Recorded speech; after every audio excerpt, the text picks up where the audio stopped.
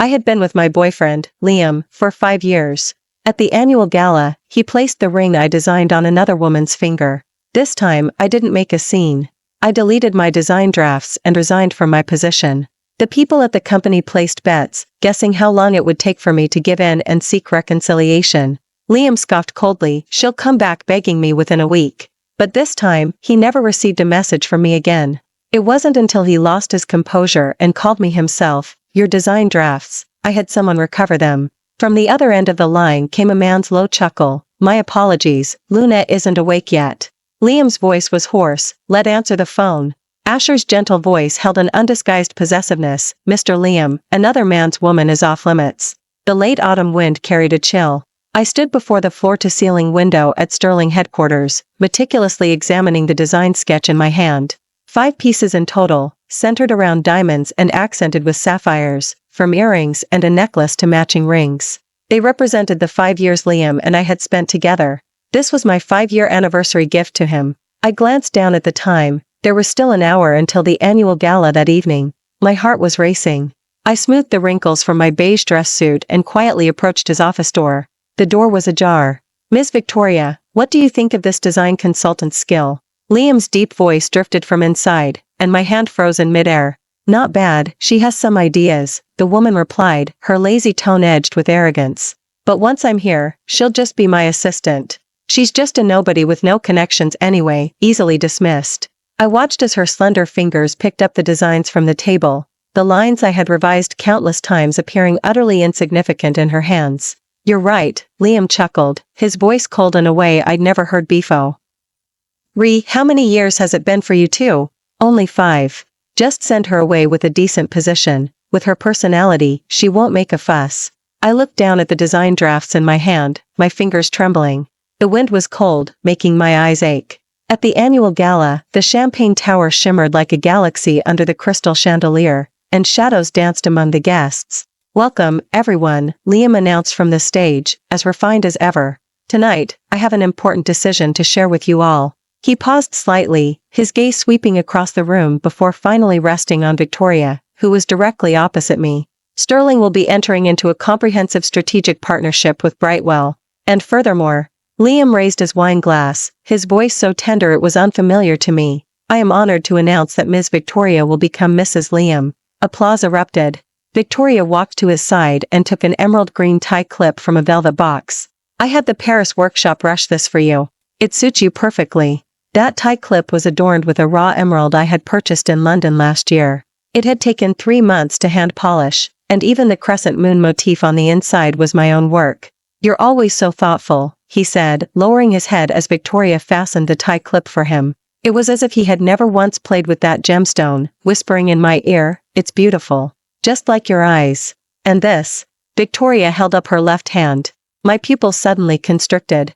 The diamond ring on her ring finger sparkled under the spotlights. Its design was unmistakably mine. "Isn't this Luna's masterpiece?" Victoria turned to look at me, her smile innocent. "Liam said this design would be perfect for our engagement ceremony. It will be the symbol of our union." A wave of whispers rippled through the venue. "The and Sterling families, a match made in heaven." I heard Ms. Victoria was a brilliant student at the Royal of Arts in Brussels. Young. Liam has finally found an equal match this time. Indeed, she has both connections and capability, unlike some people. The light refracted by the crystal chandelier shattered into 1,000 pieces on the floor, mirroring the past 5 years Liam and I had shared. I vaguely recalled 5 years ago. It was the spring of my senior year. My design studio was always filled with flowers Liam sent. He came every day, bringing the most expensive blooms, watching me draw my designs. His presence caused a stir throughout the entire school. Everyone gossiped that the heir apparent of Sterling, the successor to a business empire, had pursued a girl from the design department for a whole year. On the day of my graduation defense, he gifted me an ocean of roses at the campus building entrance. Everyone was green with envy. I, too, believed that being with him would be the luckiest thing to ever happen to me. "Give me 5 years, he squeezed my hand tightly. "Once I secure my position as heir, we'll get married, okay?" But 5 years later, my design became the wedding ring he gave to another woman. And I was merely his secret former lover. My phone vibrated then. It was HR, 1601, tomorrow morning at 9. Please bring all design drafts. You will be transitioning to the position of Ms. Victoria's assistant. At 3 in the morning, I stood in the design studio of Sterling, my fingertips gently tracing over the works. Each piece held my heart and soul, yet none would ever bear my name again. The screen glowed faintly in the darkness. One by one, I deleted the design drafts, as if personally burying 5 years of my life. At 9, I stood promptly outside room 1601. Through the frosted glass, I could see Victoria already inside, preparing to interview me. Luna. Liam appeared behind me without me noticing. I turned and handed him my resignation letter. Mr. Liam, this is my resignation. He glanced at it, paused, then looked up at me. You're leaving? M.S. Victoria's assistant? I chuckled lightly. Do you truly believe I'd be honored by that, Mr. Liam? I turned and walked towards the elevator. Mr. Liam, is she really just leaving? Mr. Thompson's booming voice came from behind. Aren't you going to do something? 1 week, Liam's voice was his usual nonchalant drawl. Once she realizes that without Sterling resources, she can't even be a design assistant, she'll come back on her own. I booked a red-eye flight to Paris. On the Champs-Élysées in late autumn, the fallen leaves were golden. Chloe, my best friend, had specifically taken time off to pick me up. She worked as a jewelry buyer at LV headquarters and said she wanted to show me new season designs to take my mind off things. There's a gathering tonight, she said, linking her arm through mine. It's with old friends from our design school. Why don't you come? I shook my head. At a time like this, the last people I wanted to see were those from the industry. But she wouldn't take no for an answer and dragged me to a private room at a Michelin-starred restaurant. The moment I pushed open the door, I froze. It was Asher, my college jewelry appraisal teacher. He stood by the window, a wine glass in his hand, his refined profile as flawless as it was 6 years ago. Mr. Asher? A classmate who had just entered exclaimed, How did you get here? You said you were too busy for the last exhibition. I just finished a meeting downstairs. He glanced over at us. I heard it was a gathering of old friends. And I looked at the man I hadn't seen in 6 years, taller than Liam, with perfect proportions, his dark tailored suit accentuating his broad shoulders and long legs. His features were exquisite, his eyes as dark as an abyss, yet with an aloofness that kept others at bay. His gaze falling on me transported me back to the design studio 6 years ago. Back then, he was 27, and I was 21. He always stood on the podium, meticulously composed. Outside the window, plane trees rustled, and the sunlight gently illuminated the knuckles of his hand holding a pencil. I always sat in the first row, greedily noting every expression, every critique. He's a judge for this year's Paris design. Chloe kicked me under the table. Luna, don't you think he's here for you? I withdrew my gaze and shook my head. Impossible. We haven't been in touch since graduation. During the meal, drinks were flowing, laughter filled the air, and I felt a little hazy from the alcohol. Chloe looked at me, then at Asher, and suddenly spoke. Mr. Asher, could you take Luna back to her hotel later? She's had too much to drink, and I don't feel comfortable leaving her alone. I looked up in surprise. Asher's gaze lingered on my face for a few seconds. All right, he nodded. Chloe leaned in and whispered in my ear, Sweetie, Liam could dump you for Victoria, so why can't you find someone better? Especially someone as exceptional as Asher. It would be a real shame not to go for it. Stop talking nonsense. He's our teacher. Not anymore. Chloe raised an eyebrow. Trust me, I've dated enough guys to know he's definitely interested in you.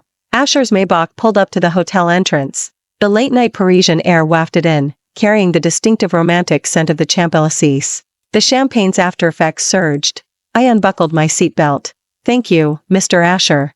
He turned sideways, the streetlight casting a shadow on his profile. I saw his Adam's apple move, his long fingers still resting on the steering wheel. Liam's taunt suddenly echoed in my ears. Aunt's lilting laughter at the gala, along with the whispers of the crowd. Would you like to come up and see my new designs? I heard myself say. The elevator lights were dim and intimate. He turned, his gaze deep as he looked at me. The after effects of the red wine surged, and on an impulse, I reached out and grabbed his tie. He stiffened slightly, then propped his hand beside my ear. The scent of his cologne instantly enveloped me. Suddenly, he kissed me. It was a kiss like long-suppressed desire, dominant and ardent. Mr. Asher, there's surveillance here. I gasped, reminding him. I am not your teacher now. He silenced me, his voice hoarse. His expensive suit jacket fell to the entryway. He pressed me against the wall, without even a chance to turn on the lights. Paris by night streamed through the floor-to-ceiling window, the moonlight outlining the elegant curve of his shoulders and back. I suddenly remembered that charity design competition 6 years ago. I had worked for 3 days straight to finish my submission. His long fingers gently brushed over my design. This moonstone cut is very innovative. I stole a glance at his eyes, my heart skipping a beat at their gentle, jade-like warmth, then hurriedly lowered my head. I hid my flushed ears, concealing a hidden crush I knew couldn't survive exposure. Back then, I wouldn't have dared to dream that he would kiss me like this one day. Be gentle. I clutched his tie, my voice trembling slightly. But he seemed to know no restraint, driven by a long-suppressed wildness. I don't know how much time passed before he finally carried me to the bed. In the moonlight, I saw his shirt was a mess, his usual meticulous appearance completely gone. I suddenly remembered what Chloe had said at the dinner. You know, all these years, major luxury brands have tried to poach him, and so many women want to marry him. But he's never had a single rumor. Everyone in the industry says he's emotionally distant. My gaze was drawn to his moonstone cufflink. It was the very piece from the charity design competition I'd entered years ago. After winning, it was used for a charity auction and bought at a high price by an anonymous bidder. It was him. He followed my gaze, his knuckles gently stroking the cufflink. The moonlight was soft, and my eyes suddenly welled up. He said nothing, just lowered his head and gently kissed the corner of my eye. It was the 5th day in Paris. Luna, when are you coming back to Stonewood City? Noah's message popped up on my phone. Not for now. Grandpa's 80th birthday celebration is next week. You should make an appearance, Noah urged me. Please wish Mr. Henry a happy birthday for me. I regret I can't be there. He's been good to you these past 5 years. This celebration. I'll have my gift sent over. In the private room, Noah looked at the lines of text on his phone screen and handed the phone to Liam. Why don't you call her? Liam tapped his fingers lightly on the table, a gloom in his eyes I'd never seen before. Champagne swirled in his wine glass. Let her be, his voice was chilling. Sigh. Noah sighed.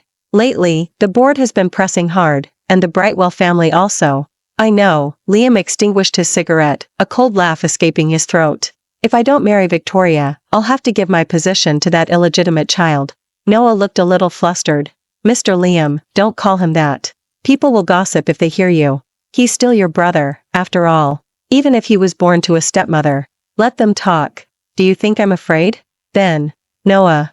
Liam looked up, his eyes as cold as ice. Sterling is mine, and Luna is mine too. His knuckles unconsciously tightened, turning white. You think she can leave me? He scoffed lightly. It's been 5 years. She's grown accustomed to relying on me for survival. Without Jim's resources, she can't even be an assistant. She seems quite resolute this time. That's just how Luna is, Liam said, stroking his left thumb, where a signet ring she had designed herself once rested. She seems stubborn, but she can't stand being ignored. He slipped his hand into his suit pocket, subtly touching the signet ring. What about Miss Victoria? What if I marry her? Liam picked up his wine glass. Luna will be sensible. Once I've secured my position, I'll compensate her even better. Noah hesitated to speak, but had already stood up. Remember, no one is to contact her again. She wants to disappear? Let her. I want to see how long she can last. The night rain in Paris had just stopped. Under the golden dome of the Michelin 3-star La Belle, Asher sat opposite me. His long fingers elegantly handled his knife and fork, carefully picking out each piece of celery from his salad. I suddenly remembered that meal in college. It was the only time we ever ate together in the school cafeteria. I had forgotten my meal card and happened to run into him. During that meal, he sat across from me just like this. At the time, the entire department rumored that he and Ms. Vivian were together. Ms. Vivian was a top student from the Royal of Arts in Brussels, and she had won an International Jewelry Design Award at just 25. I didn't say a word through the entire meal, finding my secret crush ridiculous. Only he spoke, earnestly critiquing my most recent design assignment. I nodded distractedly, offering only sparse replies. Later, Liam appeared, like a gust of wind, sweeping me away from that unrequited crush that came to nothing. What are you thinking about? Asher's voice pulled me back to reality. I looked up and said softly, I was thinking, you don't eat celery either? He shook his head and smiled. The last time we ate together, you left all your celery untouched. I froze. You remember that? He pondered for a moment. I remember a lot of things. Like what? Like how you loved to use moonstones, saying they resembled a pool of autumn water. He lowered his gaze, neatly placing the celery from his plate to one side. Like how you'd unconsciously chew on your pencil when designing. My hand, cutting the steak, stopped. Those were all habits from college. Later at Sterling, I stopped using moonstones because Liam said they were too stark, not commercial enough. I also broke the habit of chewing my pencil because it wasn't elegant. What about Ms. Vivian? I picked up my wine glass, pretending casualness.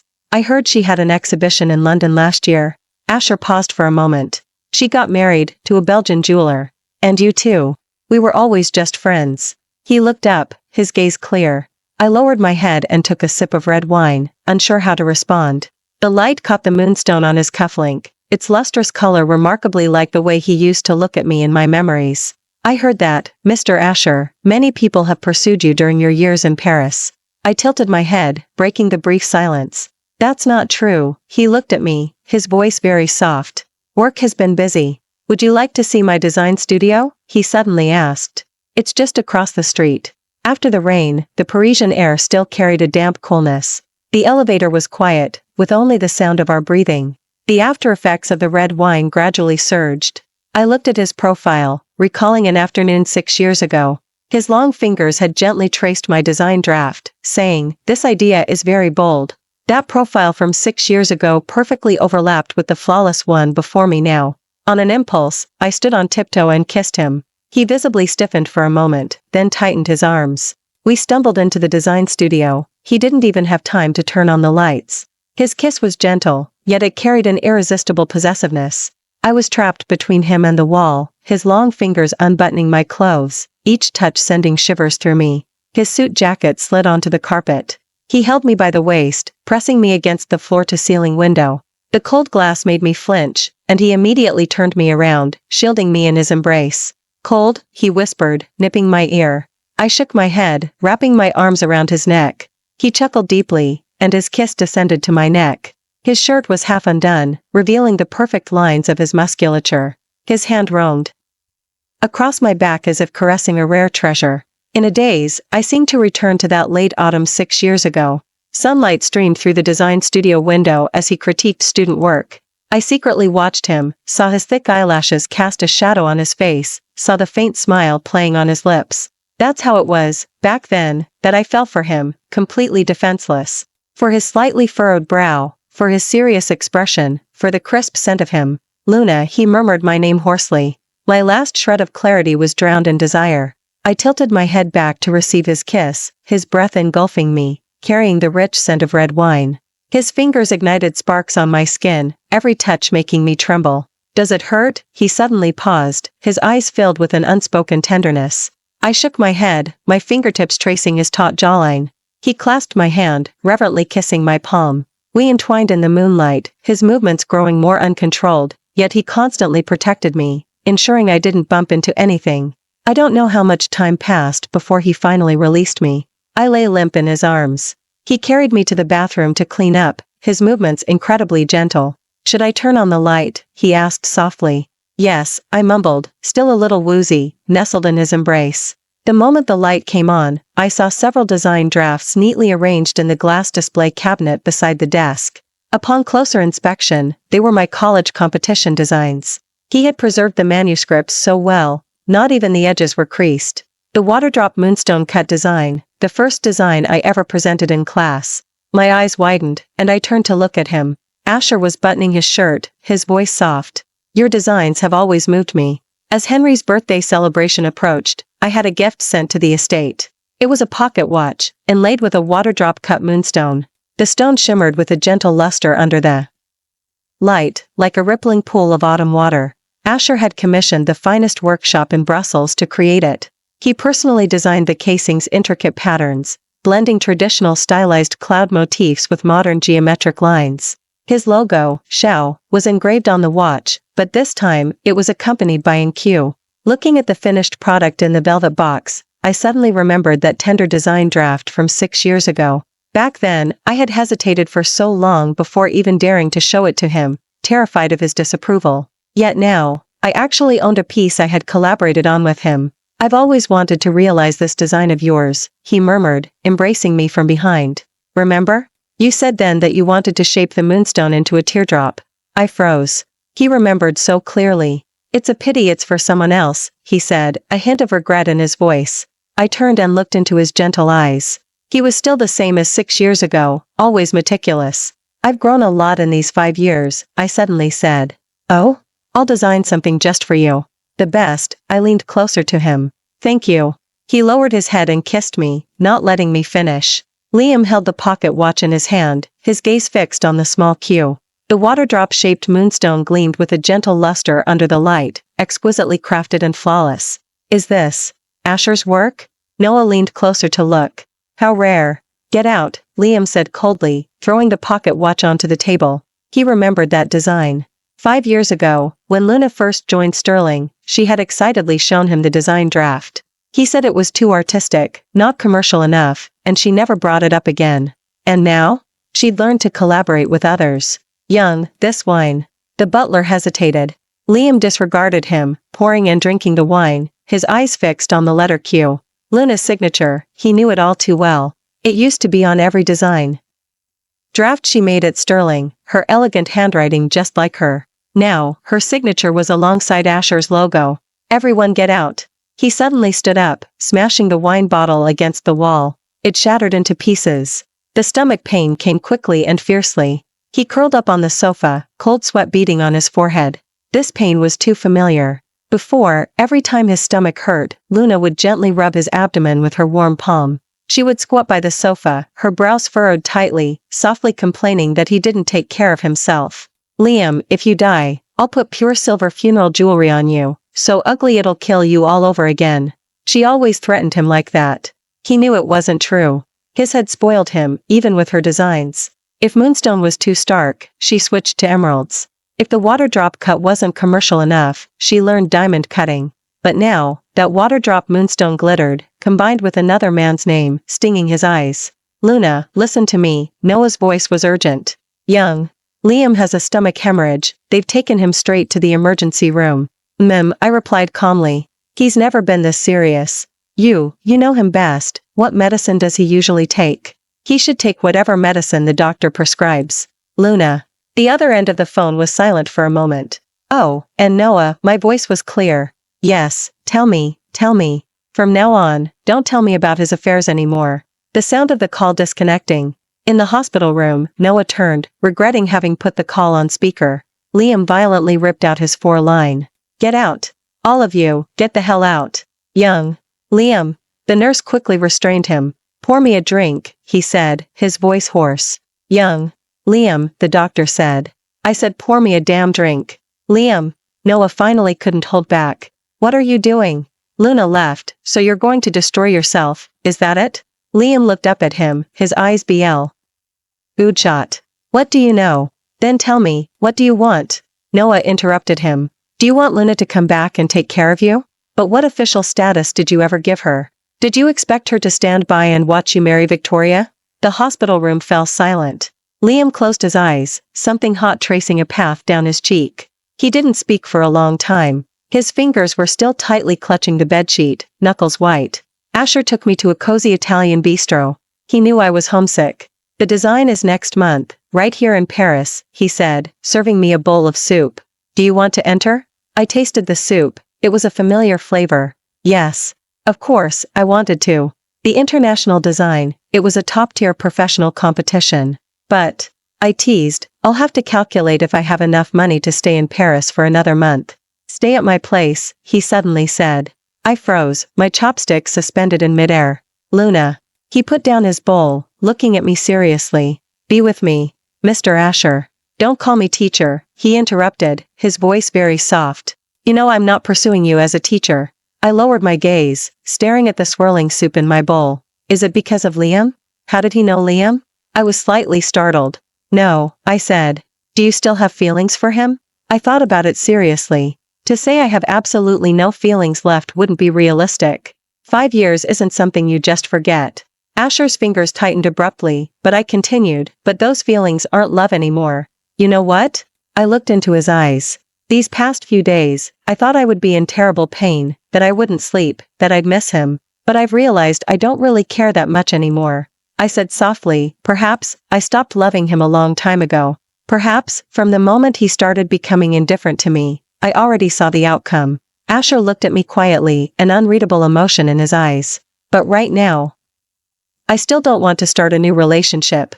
Why? Because. I lowered my gaze. I'm afraid I can't even give basic trust. I can wait. He held my hand. Mr. Asher, don't waste your time on me. Do you think I'm old? His voice held a forced smile. How could I? He looked almost exactly the same as he did 6 years ago. Only his face was a little thinner, and his eyes more unfathomable. Right now, I only want to focus on design. I withdrew my hand. I don't want to be in a relationship. Then what are we, during this time? I fought back the tears in my eyes, not daring to look at him. If you're willing, we can keep things as they are. You can end at any time. Asher suddenly stood up. The chair scraped lightly across the floor. The restaurant was quiet, save for the crackling fire in the fireplace. He stood before me for a long moment, then tugged at the corner of his mouth, forcing a smile. Mr. Asher. I looked up. I'm going for a walk. He adjusted his cufflinks, his voice still gentle. Take your time eating. His back looked desolate. He paused briefly at the door but didn't turn around. I sat at the table, silent for a long time. Check, please, I told the waiter. The gentleman has already paid, the waiter said, pushing the dessert cart over. He also ordered this. I looked at the warm fruit compote on the dessert cart, and a sudden bittersweet feeling washed over me. The gentleman said you didn't eat much earlier. The waiter placed the dessert in front of me. He wanted you to eat before you left. I stared at the dessert, the rising steam blurring my vision. Even leaving, he didn't forget to consider my feelings, or my stomach. Asher was always this kind of person. But what about me? I had hurt him in the cruelest way, making our connection seem so cheap. I picked up the bowl. The dessert was perfectly warm. In that moment, I suddenly thought, if I had known it would come to this, I wouldn't have been so impulsive that night. I wouldn't have provoked such a pure soul. Only a single desk lamp was on in the design studio late at night. Asher took out the necklace from the innermost compartment of his safe. The silver plane tree leaf shimmered with a soft luster under the light. This was Luna's graduation design, one side inlaid with moonstone, the other with obsidian. He remembered her saying it represented light and darkness, softness and strength. Back then, her eyes sparkled like stars.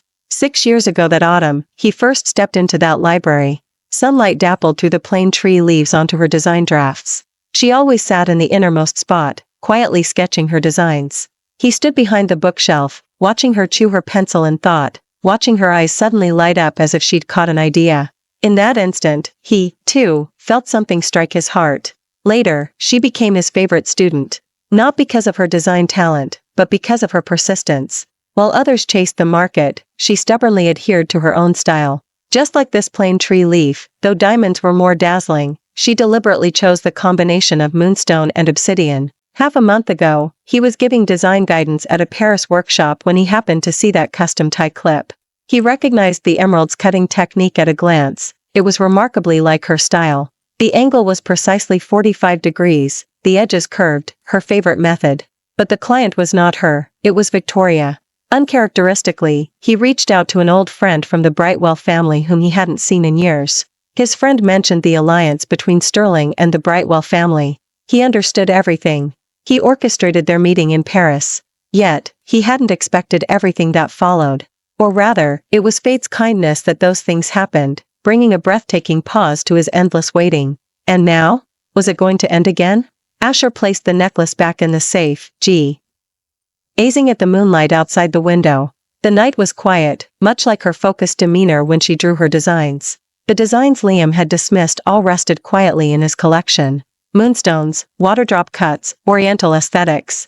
She was growing, but also slowly losing her edge. Over the years, he hadn't missed a single one of her new design drafts. He watched her change little by little, yet he could say nothing. The of today was like a wounded bird. During the day, she maintained an elegant facade, but late at night, she would tremble slightly in his arms. That stubborn soul who dared to pit moonstones against diamonds was trapped in a cage called maturity. Perhaps a temporary fling wasn't so bad. He didn't ask for much, at least he could finally be openly by her side. He wasn't in a hurry, just like the silver plane tree leaf, silently waiting for the moonlight. 6 years had passed. A little longer wouldn't matter. So, you rejected Asher? Chloe's voice through the phone was incredulous. I cradled my coffee, watching the swirl in the cup. I don't want a relationship right now. So you told him you wanted to be friends with benefits? Her voice held a tone of exasperated concern. Luna, have you lost your mind?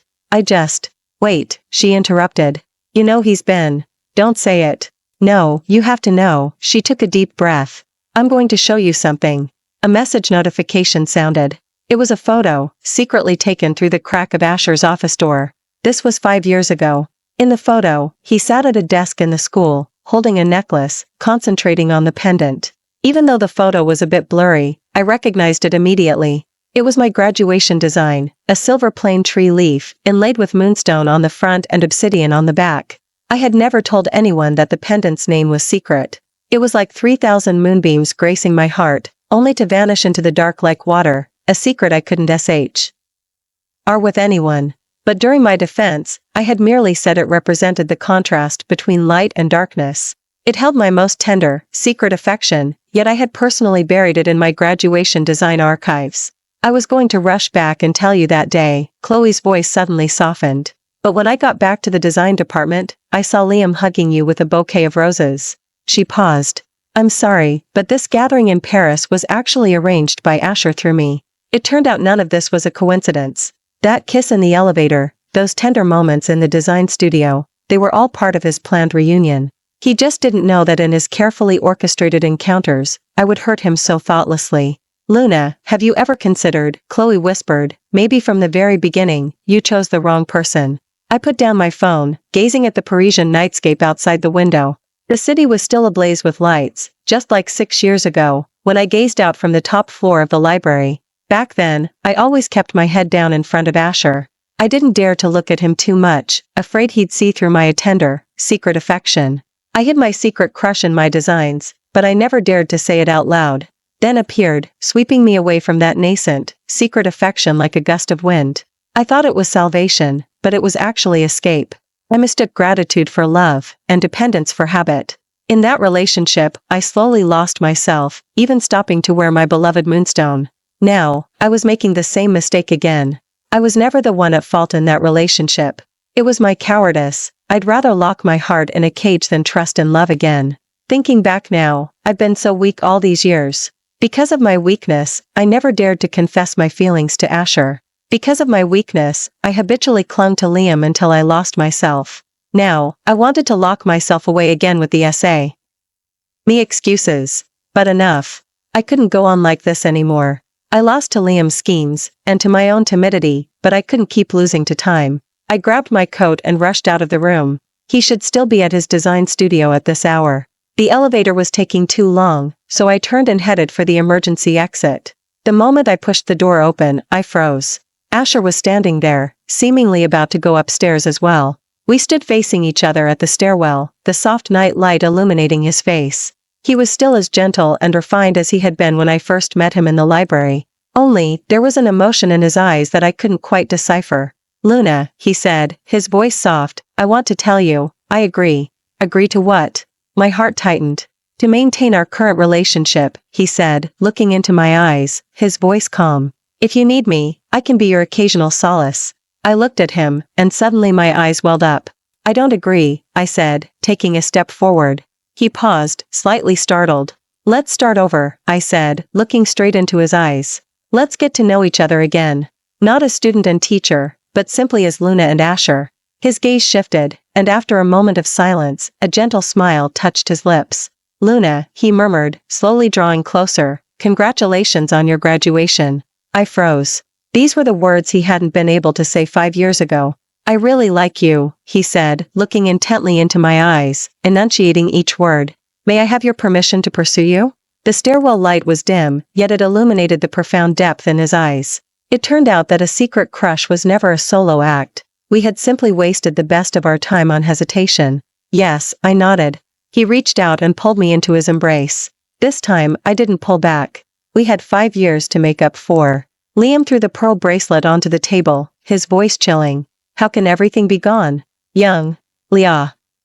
His subordinate handed him a report. Ms. Luna deleted everything so thoroughly, even the backups, useless. Liam kicked over the trash can. Not a single one of her designs must be missing.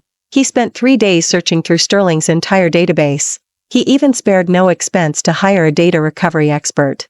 Those designs he had once dismissed now pierced his heart like knives. Finally, half a month later, he received the recovered designs. Not only did they include her designs from Sterling, but also those from her university days, designs he had seen but long forgotten. Moonstone, teardrop cuts, Eastern aesthetics. Each design was like a portrait of her past self, serene, luminous, and resolute. He had never truly looked at these designs before. Only now, scrutinizing them, did he realize how much she had transformed during her years at Sterling. Young Liam, Noah handed him a photograph. Taken in Paris. In the photo, Luna was wearing a champagne-colored gown, her arm linked with a man's. She was smiling, her eyes curved like crescent moons. It was a smile he hadn't seen in 5 years. Liam's fingers trembled slightly, his gaze fixed on the man's back in the photograph. Tall and distinguished, dressed in a custom-tailored suit. Investigate, his voice was cold and grim. Find out who he is. He threw the designs into the paper shredder. The sound of paper tearing was like his heart being ripped apart. Luna, how far can you run? Liam sent her a message. I've had your designs recovered. 2 days passed. No reply. This wasn't like her. The he remembered couldn't stand his cold shoulder. All it took was a phone call, and she would return with red eyes. Even when angry, she would respond with a sullen sound. But this time, she wouldn't even spare a punctuation mark. At 3 a.m., he finally couldn't resist calling her. A few busy signals came from the phone, and his heart pounded faster with each ring. He thought of the designs she had completely deleted. And her calm departing figure. It seemed she had long decided to withdraw, but he had believed she would never leave. The call connected. I'm sorry, a man's gentle voice came through the receiver, tinged with morning sluggishness. Luna isn't awake yet. Liam's fingers suddenly tightened.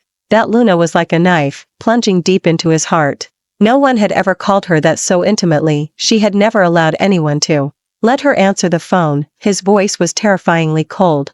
The man's voice on the other end grew even more languid. I wonder what urgent matter Mr. Liam has, calling so early? I said, let her answer the phone, Liam bit out, almost squeezing the words through his teeth. Luna was too tired last night, the man said with a half smile. Perhaps Liam could be more understanding? Who the hell do you think you are? Liam finally lost control. In just 1 month, she let another man into her bed? Silence fell on the other end of the line.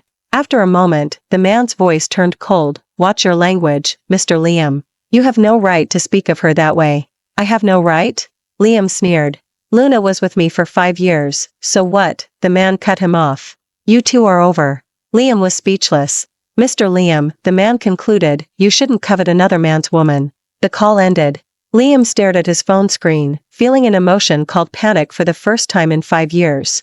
He gripped his phone tightly, his knuckles white. That Luna echoed in his ears like a curse. Young Liam, his assistant rushed in. We found something. Speak. The man with Ms. Luna is Asher. Liam sharply looked up, his eyes bloodshot. Asher? The man who dominated the jewelry design world, his most feared rival. The major project he had lost to Asher 2 years ago was all thanks to him. Asher, Ms. Luna's university professor. The assistant's voice trembled. Keep digging, his voice was chilling. Find out when they started. I need to know if she D already. He didn't finish his sentence. Liam suddenly remembered something, and his face darkened further. The logo on that Moonstone pocket watch, that Xiaoqiu. So that's it. That explains everything. Bang! The coffee table was overturned, scattering documents across the floor. Mr. Liam, are you going to Paris? Noah asked. The design is about to begin, Liam said, adjusting his cufflinks, his voice cool. As a sponsor, of course I'll be there. He deliberately ignored the fact that Luna was also on the list of competitors. Victoria accompanied him to Paris. I'm competing too, she said, smiling as she linked her arm through his. Liam didn't speak. He knew who she plagiarized her designs from. He had found Luna's residence in Paris. He had been there twice in the past 2 days, but only lingered downstairs. The first time, he saw her walk out, her arm linked with Asher's.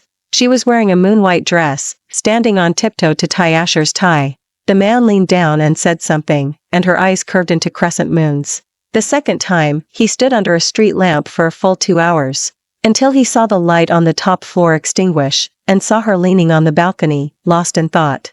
The moonlight gently fell on her face, merging with the memory of her. But that moonlight was no longer his. He used to find her clingy, but now, he had to sneak even a distant glance. On the day of the competition, his palms subtly sweated, he seemed more nervous than the contestants themselves.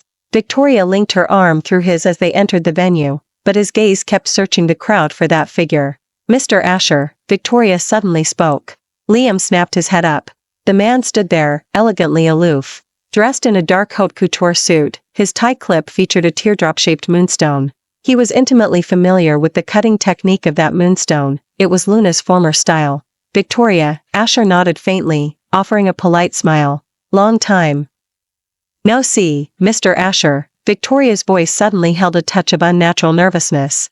Liam paused, slightly taken aback. They knew each other. It was the first time he had seen Victoria display such a flustered expression. And this is? Asher's gaze turned to him, his eyes holding a certain indifference, as if looking at an unimportant stranger. A surge of irrational anger flared within Liam. He just wanted to punch that face. This is Liam of Sterling, the sponsor of this competition, Victoria said, linking her arm through his with a hint of intention.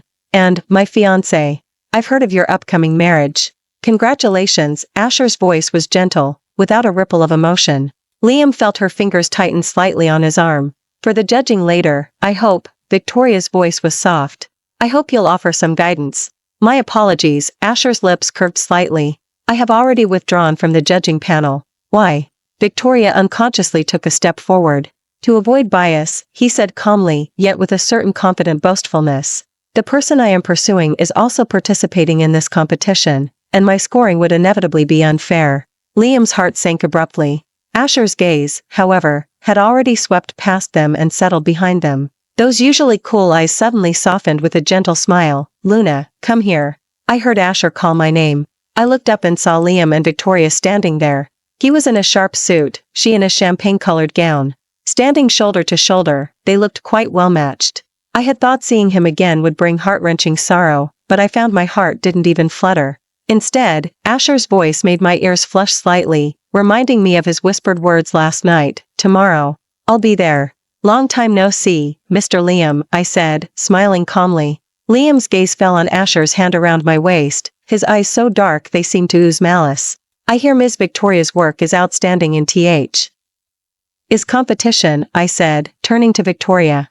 I look forward to seeing it. Her face paled slightly, and her gaze flickered between Asher and me. You too. I am pursuing Luna, Asher said, his tone gentle. She has agreed to give me a chance. Asher said this, looking down at me, his gaze so focused as if I were the most precious treasure in the world. Your entry for this competition, Liam suddenly spoke, ignoring Asher, his gaze fixed intently on me. I hear it's quite special. Nothing special.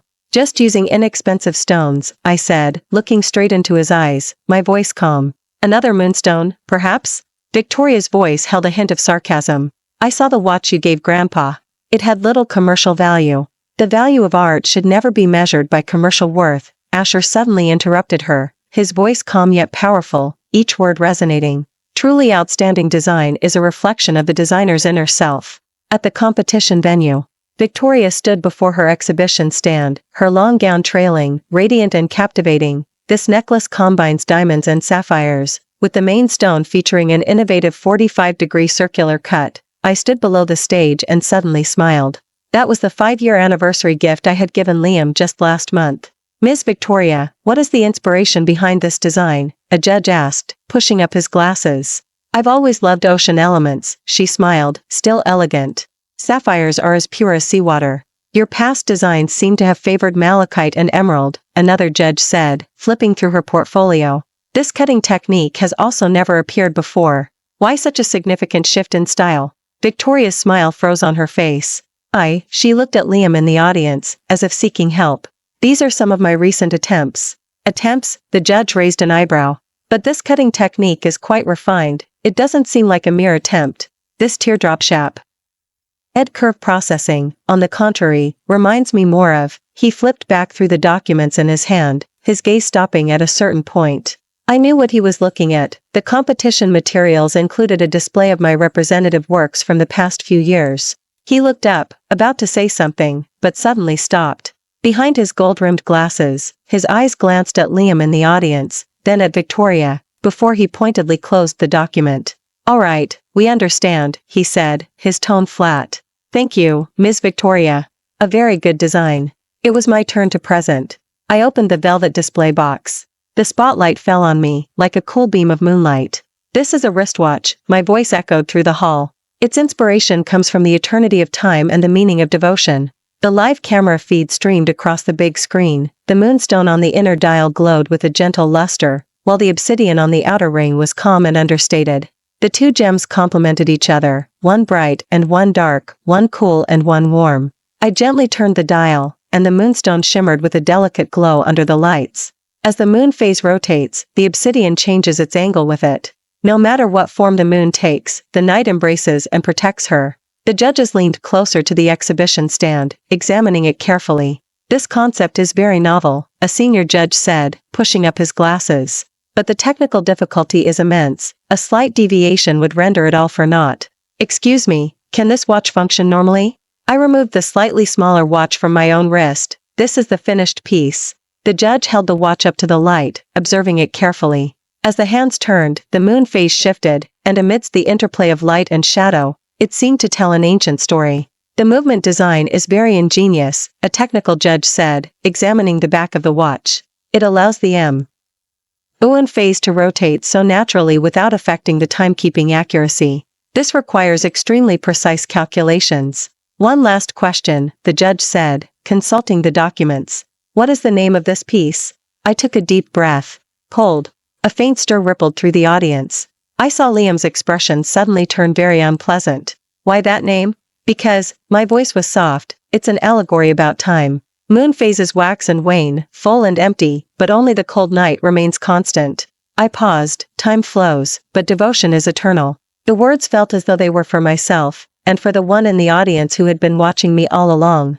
Victoria stood on the award stage, holding the gold award trophy, a polite curve maintained on her lips. The blinding spotlight made her feel a little dizzy. It was an unspoken farce. She knew the judges had all seen through the truth, but out of consideration for the sponsor's reputation, they hadn't exposed her. The trophy felt scalding, just like that sweltering afternoon 4 years ago. She had just returned from studying abroad then, and her father said he had hired the best tutor for her. Asher pushed open the art studio door, standing against the light, his figure tall and slender, his smile warm. She remembered his slender fingers tapping lightly on the designs, remembered his low voice explaining colors and curves. She always deliberately left small errors in her designs, just to hear him gently point out, "Here, the angle needs to be a little more restrained." Her heart pounded faster. The sunlight in the art studio gently fell on his profile, and she secretly traced that play of light and shadow, fantasizing about the romance a young girl deserved. She was always lively and sweetly naive in front of him, but his expression was always understated. She planned to confess her feelings to him and bought the most expensive wristwatch. But that day, in his wallet left in the art studio, she saw the photograph. The photo was a bit old, as if it had been looked at often. The girl in the photo sat in a corner of the library, head bent, drawing designs, her long hair falling gently over her shoulders. Light streamed through the window panes onto her profile, highlighting a graceful curve. She wore a simple white shirt, yet possessed an indescribable aura, like a tranquil autumn pool, perfectly gentle. It turned out that the gentle smiles he had never shown anyone else were all reserved for this girl. When he flipped through her designs, his expression was always cool and detached. But she glimpsed that when he took out the photo from his wallet, a ripple would unconsciously stir in his eyes, like moonlight on a lake. In that moment, she understood, her secret crush had been nothing but futility. All her carefully crafted smiles, all her deliberate mistakes, seemed so laughable in the face of that gentle gaze. She never expected that 4 years later, she would see that girl with her own eyes.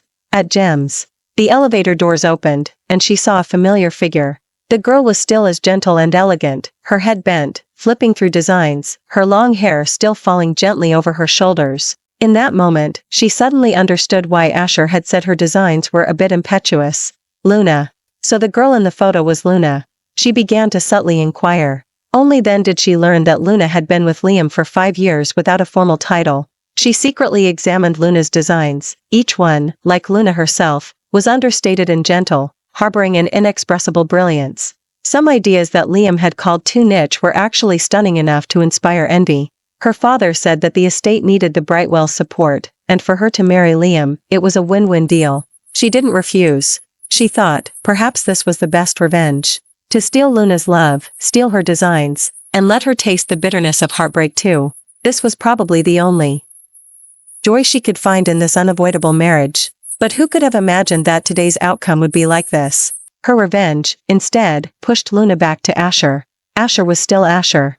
But when he looked at Luna, the tenderness in his eyes no longer needed to hide. Victoria looked at the gold embossed trophy in her hand and suddenly smiled. She had lost utterly. The man she had secretly admired for 6 years had finally found his moon. And her obsession, in the end, became a futile joke.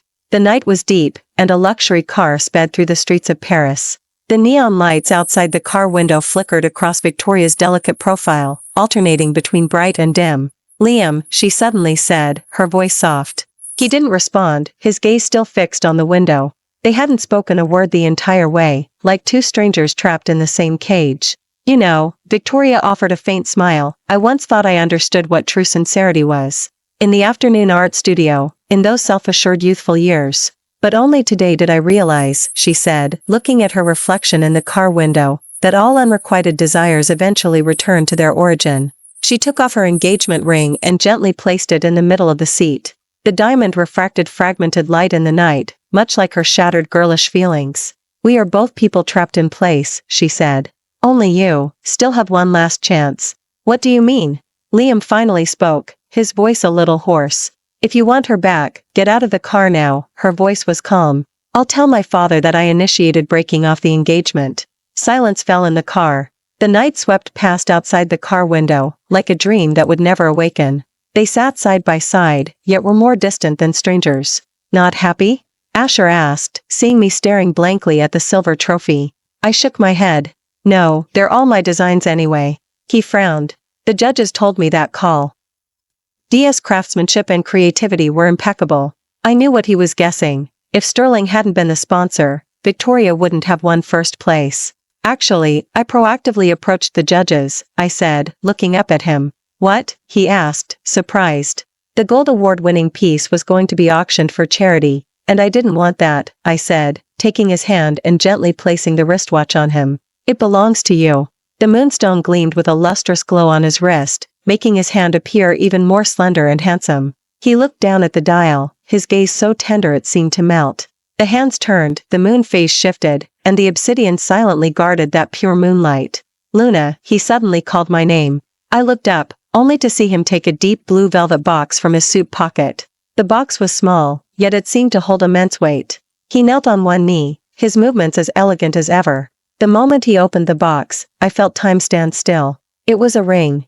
At the center of the ring was a platinum sycamore leaf, but the moonstone and obsidian were no longer on opposite sides. Instead, they were perfectly inlaid together, complementing each other in the center of the leaf, like the moon falling into the deep night sky. "I want to tell you," he said, raising his eyes, his gaze profound, "light and night are never in opposition, but always accompany each other. Just like you and I, we were always meant to be together." Only then did I understand that he not only preserved my designs but also understood the unspoken feelings between the lines. He wove the emotions I was afraid to voice into every detail of this ring. Those hidden affections from our youth transformed into their most beautiful form in his hands. "Will you marry me?" His voice was soft, yet undeniably firm. "Let our story continue from this ring." I had never imagined that my reunion with Liam would be like this. That day was Paris's last autumn rain. The sky had just cleared, and I walked out of the restaurant, my arm linked with Asher's. I was wearing a champagne-colored dress, in slender heels, feeling as if I were bathed in sunlight, the joy of our engagement still lingering in my eyes and smile, until I saw him standing there. Liam's gray suit was a bit wrinkled, and his tie hung loosely around his neck. His eyes were bloodshot, as if he hadn't slept well in days. The once impeccable young master was now in such a disheveled state it was alarming. "Luna," he called my name, his voice hoarse, as if he had used all his strength. Asher's hand tightened slightly around my waist, his arm rising to shield me. "Come back to me." Liam took a step forward. "I've already broken off the engagement with the Brightwell." His voice held a plea I had never heard before. "Will you marry me? I'll agree to anything you want. Your designs, your persistence, I'll support all of it." Standing opposite him, I remembered that annual gala. Back then, he was high and mighty, as unreachable as the moon. Now, he was humbly begging me to return. "I had the finest Swiss workshop craft this diamond ring," he said, taking a velvet box from his suit pocket as if presenting a treasure. "Didn't you love teardrop cuts?" I watched his hand tremble slightly. Liam, who was always composed, now looked like a panicked child, awkwardly trying to salvage something. "Liam," I interrupted him. I raised my left hand. The sycamore leaf ring gleamed with a gentle luster in the sunlight, the moonstone and obsidian nestled together. Liam's gaze fell on the ring, and his pupils contracted. He must have recognized it. It was from my graduation design 6 years ago. Back then, he had called it too artistic, not commercial enough, but had transformed it into the most romantic confession.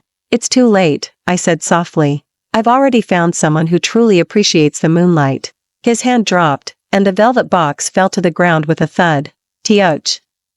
A priceless diamond ring rolled out, reflecting dazzling light in the sunlight. But at this moment, all that dazzling brilliance couldn't compare to the softest glow of the moonstone on my ring finger. Asher helped me into the car, carefully smoothing the folds of my long dress.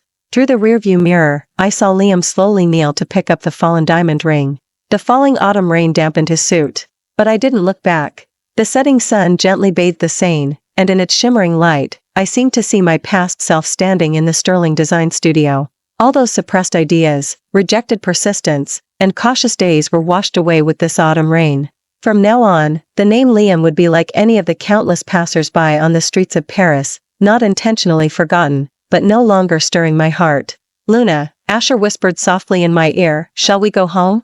I turned to look at him, and the shimmering light in his eyes mimicked the moonstone on my ring. Before, I thought love was about compromise and tolerance.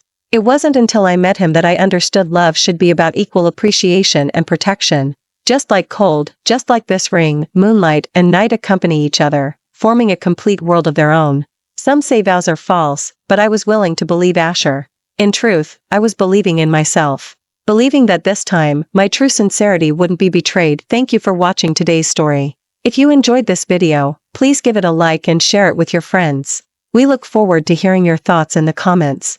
Feel free to share your perspectives, and don't forget to subscribe to our channel for more exciting stories. See you next time.